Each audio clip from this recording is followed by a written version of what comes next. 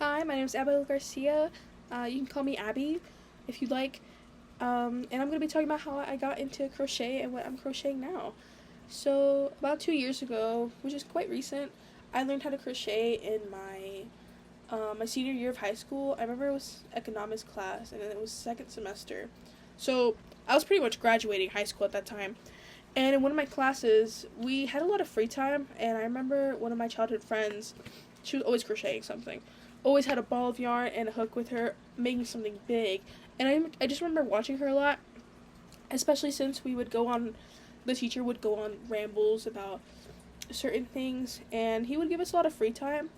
So, this one day, she saw me looking at her, and I guess, she noticed, so she started rolling up a little bit of yarn, and she was telling me, do you want to learn? I can teach you.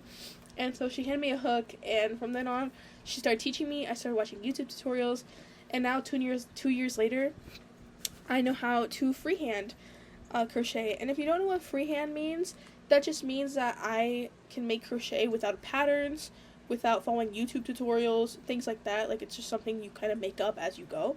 This is the most recent thing I freehanded. It is Gary from SpongeBob. I made it for my boyfriend for Valentine's Day. And something else that I've been working on is this blanket for him. I made another blanket for him, but this one's going to be for the winter since it's a lot closer, the holes, so that he can stay a lot warmer. And one thing that's really interesting about crochet is that it cannot be replicated by machinery. It has to be handmade. So that's why a lot of crocheters, I apologize, my voice is very choppy. I'm currently sick right now. But a lot of crocheters take a lot of time to make these things, and which is why they sell for higher prices, especially since machinery cannot replicate it. And this is kind of what it looks like. So every single loop we do over and over and over again until we can make, something really big. And it takes a lot of time, a lot of effort, and a lot of work, but it's really fun. I like to read and listen to videos whilst I crochet. Something that I'm reading right now is by Jeanette McCurdy, I'm Glad My Mom Died. I'm also a psychology major, so I like to read things that have a lot of deeper meanings to it. I like to listen to a lot of people's stories. But this is another thing that I crocheted. It's just this little flower bookmark, and this was pretty easy.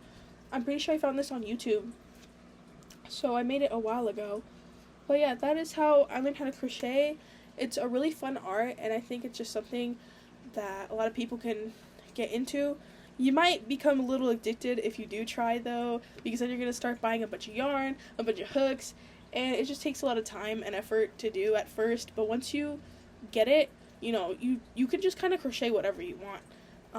But yeah, that's just what I wanted to talk about. So yeah.